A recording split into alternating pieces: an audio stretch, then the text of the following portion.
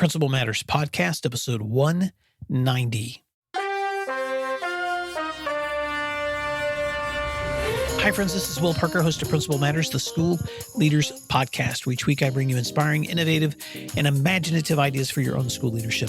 This week, I want to talk about how strong leaders continue running their race during uncertain times.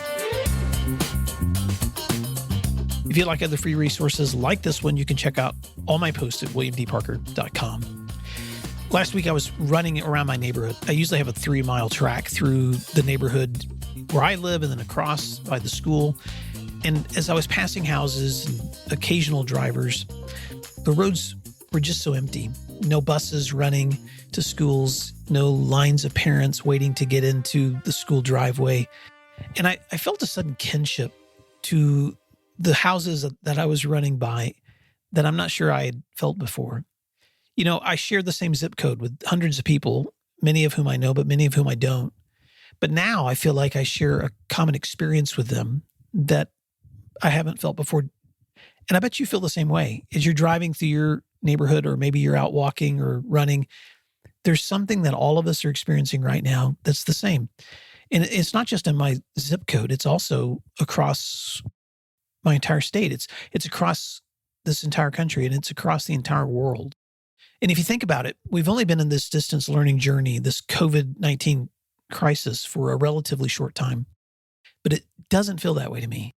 If you think back, this worldwide pandemic began in January with a case in China, but none of us had any idea what would happen in the ensuing weeks. By early March, U.S. cases had been reported, and Washington State was the first to close schools. And as the virus spread into what the CDC now calls a pandemic, the U.S. schools across the nation began closing and starting distance learning. And in my own state, October 25th marked the announcement from our State Department that schools would close for the rest of the year with distance learning plans that began for us April 6th. So even as I'm writing this post, my family and I are now into several weeks of safer at home activity. My children are beginning their second week of full-time distance learning from their schools. And just like I feel this common bond with the world, I also feel like so many school leaders are sharing common lessons.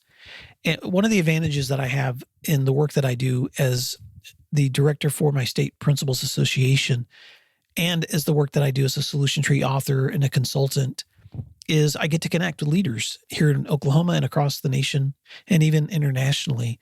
And as I've listened to leaders share, there are 5 things I just want to pull out from those conversations to share with you this week as reminders of ways that you can still be leading during uncertain times, during school closures. And then at the end of these 5 lessons, I want to just share some conversations of principals who I have been able to meet with. And as we've recorded some of those conversations, I just want you to hear the voices of several principals just sharing lessons they're learning. So let me just share 5 quick things that I think you should be remembering this week as you are now a distance learning principal. Number 1, relationships still matter now as much as ever. You know, for principals who are in small or large school populations, I'm hearing the same feedback. Reach out to your people. Make sure they know you care about them and their safety and well-being. Above all else, assure your teachers and staff and students that you care and want to be available to help them however you can. If you want to listen back to a couple of episodes before episode 187, Chris Leglighter, principal of Leawood Middle School, shares how their school is responding in the Blue Valley school system just outside of Kansas, Missouri. And he shared with me how the hardest thing right now for him is staying connected, but that he is still committed to relationships. And he said something really important to me in that conversation. He said, Will, I spend a lot of time calling families one-on-one by phone. I can still write a note and mail it to someone's residence, but I think that connecting relationships is still important. And that's why I'm staying focused on what I can do, not what I can't do. I love that feedback from Chris because he is committed, just like you are, to making sure that above all else, he's staying connected to the people who he's serving. So don't forget, above all else, whatever is happening right now with distance learning, that you are still reaching out and reminding people that you care about them, that you are supporting them, and that their well-being is the most important thing to you. Number 2, it still takes a team. Just like great schools function during normal times, you can't accomplish the goals for distance learning without your strong team. So ask for help, reach out to others when you need feedback, utilize your teachers and staff for reaching students. When I talk to elementary leaders, I'm hearing them utilizing the power of the classroom teacher who can connect with that group of students whom he or she is assigned to. At the secondary level, a lot of those teachers support sometimes 120 students or more. And so a lot of secondary principals are dividing up their students through their PLC teams or teacher advisory teams, whatever that looks like for you. Make sure that you've got some kind of plan where you're reaching people using your teams. Chris LeGrand, who's the principal at Guthrie High School outside of Oklahoma City, told me that he and his assistant principals divided up their entire staff when closures were announced, and they called every teacher and staff member just so they could talk to them by phone and remind them that they were supported before they transitioned to distance learning. And now that they're in distance learning, they have more than 1,000 students. They've divided up all those kids among their teachers so that every kid's being connected with consistently. Terrence Simmons, who was a guest on my show, I think it was episode 186 or 187 from Nye County, Nevada. Their teachers have 6 kids a day that they contact so that by the end of each week, every kid's still being contacted weekly by their teachers. And of course, in Nye County, Nevada, just like you, their teachers are delivering either distance learning online or through packets for those kids who don't have access. So it takes a team. You can't do it alone. And so don't try. Make sure that you're reaching out to others and asking for help. Number 3, be creative and innovative in reaching your goals, just like you doing during the school year. Do that with distance learning. So whether that's using shared Google Docs to manage your day, or sharing calendars with your team, or setting a schedule for yourself and others that makes sense, try to create some routine, but be creative and innovative in the way that you do that. One of my friends, Kim Cootie, who's the principal of Glenpool High School outside of Tulsa, Oklahoma, told me she's batching all of her Zoom team meetings into one day each week so that she's committing an entire day to touching base with all of her teachers and teams. But the rest of the week, she's focusing on individual outreach and additional planning that's needed for her school. She's also being creative and her staff with school announcements. They're still doing school announcements every day through social media. They're having a traditional moment of silence, a flag salute, updates to their students. They're finding creative ways for virtual meetups or live stream celebrations. LaDonna Chancellor, who's the principal of Bartlesville High School in Oklahoma, told me that she last week on Friday night lit the stadium lights of their football stadium because in that small town, it's a beacon for that community. And they made sure on social media that they highlighted that this is just another small way that we're recognizing and celebrating our senior class during our closures. So whether you're using social media or phone calls or drive-by visits for distance waving or group Zoom or Google Meetups with your school community, stay creative in the ways that you're reaching and staying connected with others because they need you, even in distance learning. Number 4, think ahead and plan for what may be next. I was so excited when I talked to Dr. Don Parker, the principal of Posen Intermediate School, right outside of Chicago. He was the guest on my show last week when he told me that because Chicago has bad weather, they had blizzard packets already created for bad weather, and they implemented those immediately, these blizzard folders, so that students could be working while at home. And because his teachers are also trained in e-learning, they can go on their website and update those lessons so that teachers or that parents and kids can access them from home. But for those kids that have difficulty with online access, then they've provided some physical packets that they could also access to. I've also talked to principals who are already thinking into the rest of the school year and into next year. They're thinking about their enrollments. They're modifying their enrollment plans. They're already anticipating what school may look like if closures continue into the summer. Eric Harrison, who's the principal of A+ Arts Academy, an elementary school on the Fair campus in Columbus, Ohio, told me that he's already training with his teachers on new online application platforms for content sharing. If closures were to continue into next year, he wants them to have a strong LMS training so that they can put as much content online as possible. So his teachers are getting additional PD right now, planning ahead. So that may or may not be the boat you're in, but as you are doing the distance learning that you're doing now as a leader, you also have to think a couple of weeks down the road or a month down the road, or maybe even into the summer or into the fall, and be asking yourself those questions. What am I planning for in the future that will make it easier for my teachers and students? And then point number 5, with all of those things that I just mentioned, give yourself and others lots of grace. Every new opportunity comes with its challenges and stresses and anxieties. And a lot of leaders I'm talking to are putting in a lot of long hours. They're meeting with teachers and they're meeting with students, they're meeting with families, and your teachers and students and families are also adjusting to new norms. And for those who live in difficult situations, that new norm is overwhelming. And for those who live in stable conditions, that new norm is inconvenient and causes anxiety. So this is a good time to remember that your optimism and empathy and your decisiveness is what's going to help others remain positive. And someday your school community is going to look back at this time and they won't remember the policies or procedures as much as they will remember how you supported them and made them feel during this distance learning. So give yourself and others a lot of grace. And let me please encourage you to make sure you're taking time to rest and rejuvenate and unplug when you can. Your teachers and your students don't need you rattled and exhausted. They need you to remain strong. So give yourself grace in the process of leading during these uncertain times. So that's it. 5 things. Relationships matter. Teamwork is still required to accomplish goals. Creativity and innovation are still needed to reach your goals. Planning ahead is still important. And throughout it all, give yourself and others plenty of grace in this road that you're running. You know, as I wrapped up my run the other morning and I looked at the empty streets and felt this eerie emptiness in this new era of distance learning, I also felt this connection because I know that right now you're out there leading from a distance. You're logging in to connect with your teachers. You're encouraging others through your positivity. You are still setting the tone because in uncertain times, you're remaining calm and gracious and patient because you know that you're influencing the emotions of your teachers and your students and your community members by being a leader when things are still uncertain. I love a lesson that Tim Elmore teaches. He's the author of Generation Z and Marching Off the Map. And he says that remember that timeless principles still apply when using timely practices. So even though we're leading into uncertain times, those 5 things I just reminded you of are the exact same things that you're always doing when you're leading. Well, I hope that that's helpful. If you'd like other free content like this, you can always check it out at my website at williamdparker.com. If you'd like to check out the mastermind or executive coaching options that I have available, you can reach out to me there as well.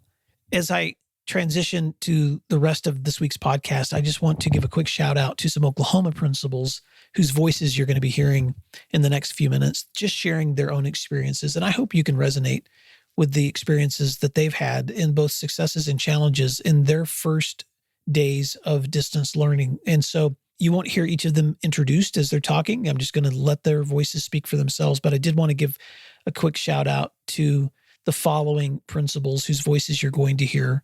So thank you to Chris LeGrand, principal of Guthrie High School, Greg Willis, principal of Elmore City Purnell High School, Scott Kiker, principal of Collinsville High School, Kim Cootie, principal of Glenpool High School, John Potter, principal of Pryor Middle School, Eric Fox, associate principal of Jinx High School, Renee Dozier, principal of Grove High School, Justin Mann, principal of Del Crest Middle School, Clay McDonald, principal of Yukon Middle School, Kyle Hiltbrand, principal of Clinton Middle School, Ellen Vinoy, assistant principal of Jinx High School, Jonathan Ashley, principal of Irving Middle School in Norman, Oklahoma, and Randy Biggs, principal of Friedrich High School. Thank you, friends, for the experiences that you've been having in leading through uncertain times. And thank you, Principal Matters listeners, for the work that you do, because what you do matters.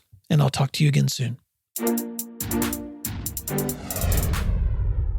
What you're going to hear first in these Zoom conversations are principals responding to the question, what are some of the successes that you've been experiencing in your first week of distance learning? Followed by some conversations on what obstacles or challenges are leaders still facing in distance learning. I would say the best thing to me, or the most exciting thing to me, has been the fact that we've required our teachers to reach out to their students and to make contact and communicate with them. And I know firsthand, because I have a daughter in high school, and I know her softball coach reached out to her the other day, asked her if she'd been working out or pitching or hitting or whatever. But then her teachers have also been reaching out. And I just had a beautiful story from one of my English teachers. She sent me an email on Monday and just said that since we were scheduled to come back there right after spring break, she's been reaching out to all of her teachers, all of her students. And what just touched my heart was the fact that she said, I even took my grandson, who's 2 years old, through the grab and go sack lunch line the other day, just for me to see the contents of what was in that sack lunch, so that I could actually utilize that and tell my students when I was contacting them and emailing them that these are really good lunches, are real nutritional, and they're things that the kids would actually like. So to me, just the fact that our students have been able to be contacted by their teachers during these very trying times, and it's just been a breath of fresh air to know that it really makes those kids' days, and it really makes them feel important and makes them feel missed. And I think the overall theme is the fact that the kids just miss school and being around their friends. What this has turned in for us is the world's greatest professional development opportunity. I have a lot of teachers that have been here a while that are really not comfortable with technology, and we've been trying to push it and up our game, and this has caused us to really have to up our game, and really our teachers have embraced it. I've been so proud of the job they've done for us thus far. We've got about 75% of our kids through Google Classroom right now, and we're still trying to find a way to reach those that don't have access or at other places. So that's what's happened so far. I've had teachers reporting that they had Zoom meetings with their students and had about, over 100, about 120 out of 125 getting on for their Zoom, which kind of overwhelmed them or surprised them. They didn't think they'd have that many involved, but the kids were eager to get back to some form of normalcy, I guess. Also, our coaches now are helping out with the sack lunch and breakfast handout in the morning. We'll have about 4 coaches getting out there, and have line teachers with signs and everything, the elementary, waving to those kids as they come through. So that's been really awesome. I think with us, we're on a trimester, so our kids have only been in their class for 3 weeks.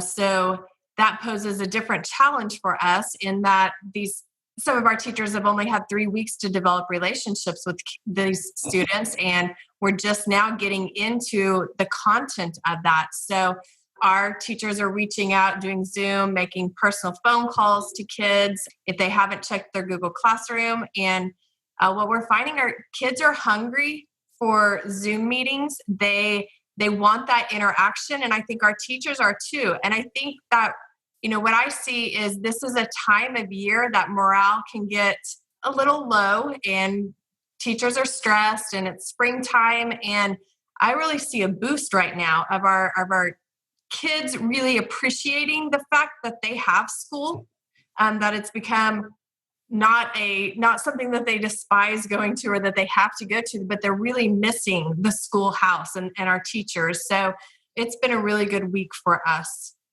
I wanted to say, this is John Potter at Pryor. One advantage that we had seen this week is connection with our parents. Sometimes at the middle level or secondary, parents kind of eep off. And it's nice to reconnect that and check back in with parents that normally we don't get connected with or won't come in for a conference. And now it may be because of necessities, but it's helped build relationships between our parents and our staff members.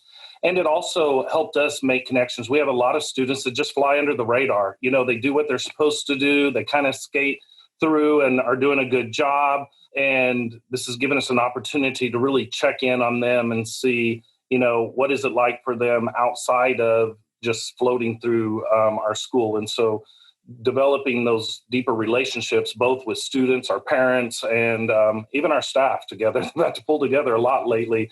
And I think a lot of relationship building has been an advantage for all of us at our school district.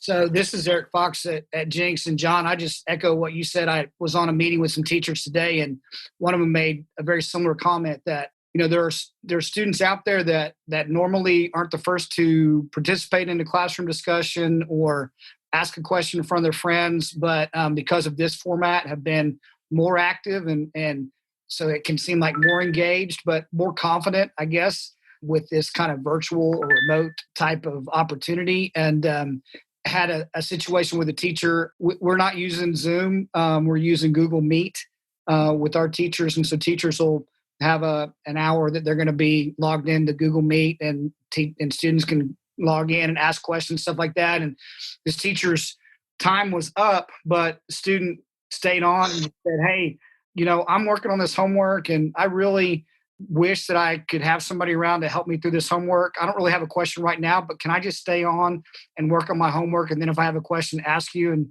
of course, what's the teacher going to say? Yeah, sure, no problem. So they stayed on for another 30 minutes. I think the student only asked maybe one or two more questions, but just kind of sat in the teacher's virtual classroom and did homework and then asked a question. But that connection is meaningful. That just reinforces that our teachers are doing things right in the brick and mortar format, so that those investments and those relationships are already built, those connections are already built, and those students feel secure and safe and want that stability of the teacher. So I'd agree with what you said there, John.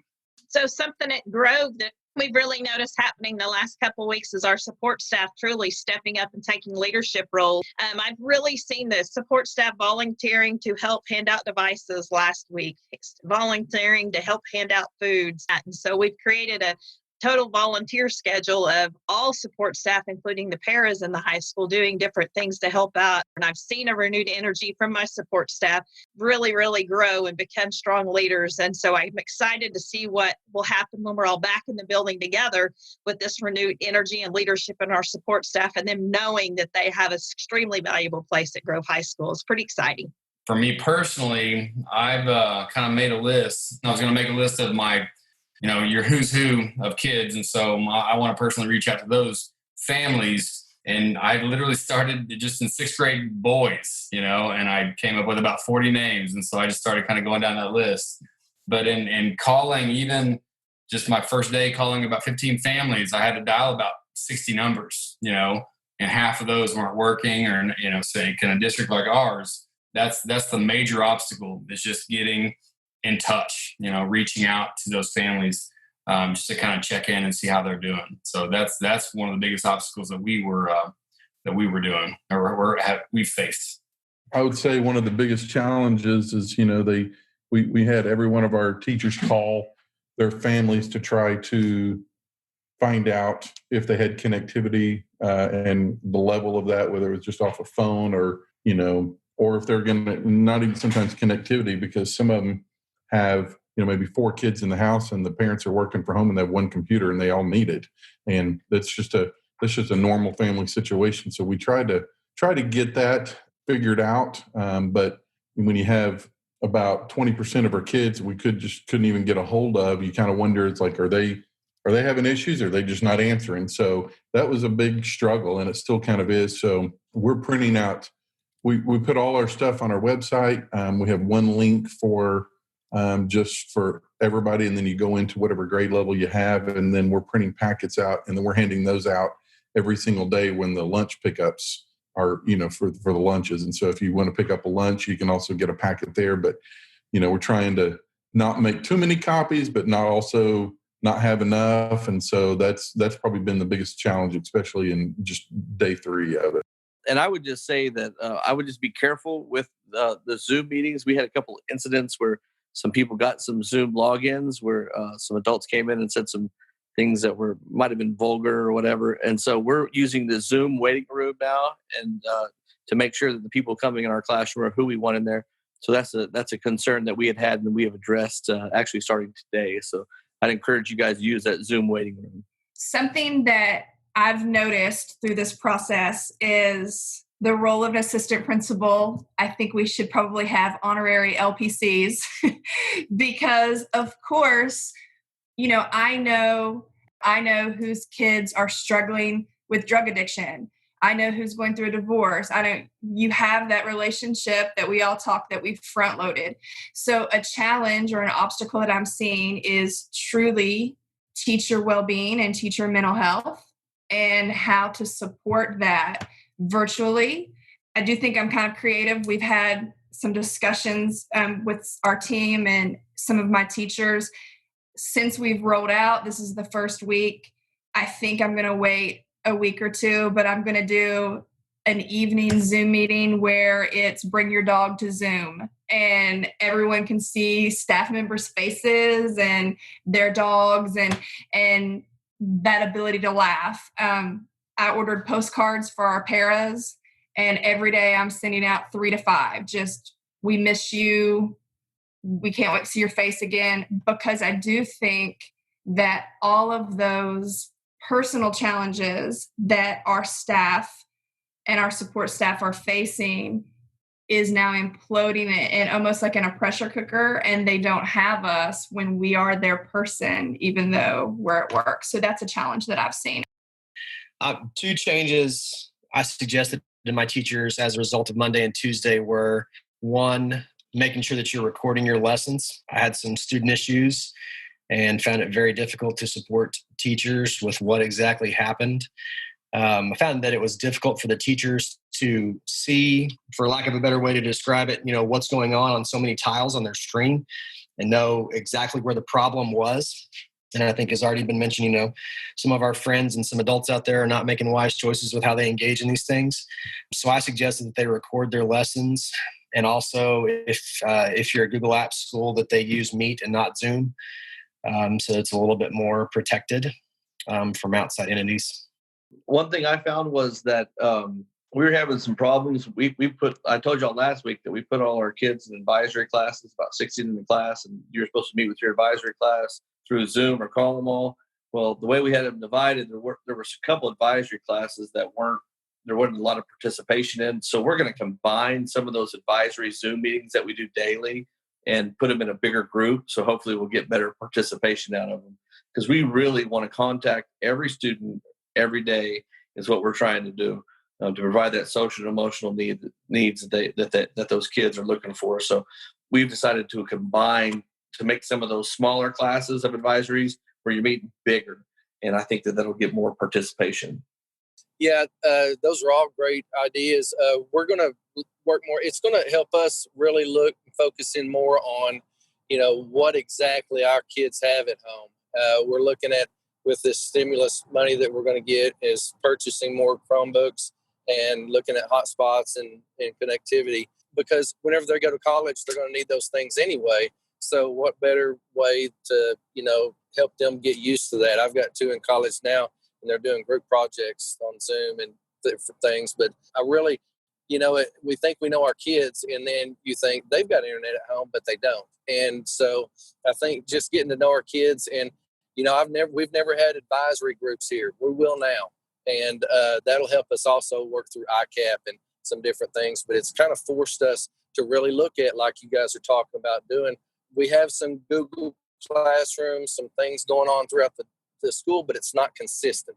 And so we need to be more consistent. I really think that this is going to be something to help jumpstart that, help our teachers understand that even when we aren't in times like this, that it could be very useful. And everybody that we have that uses Google Classroom absolutely loves it. That's great. I talked with my teachers today that we have all year long, we make these deposits with kids. We're depositing with kids and families so that in times like this, where everyone is struggling, there's a lot of withdrawals made, and it could turn into a really negative situation. But what we're finding is our kids and our parents trust us. And I'm hearing that same thing from all of your districts too. And I just think that there's so many things that Oklahoma educators do right. And I think that in this time, that we're just kind of shining right now in a pretty impossible situation. I think everyone's pulling together and really doing a fantastic job. Principal Matters listeners, I hope that conversation with Oklahoma secondary leaders inspire some ideas of things that are being successful for you and obstacles that you're facing and ways that you can stay connected in leading during uncertain times. Thank you again to my Oklahoma leader friends for that feedback. And thank you if you've listened to the end of this week's podcast for the work that you're doing. Thanks for doing what matters. I'll see you next week. If you'd like other free resources like this one, you can check out all my posts at williamdparker.com.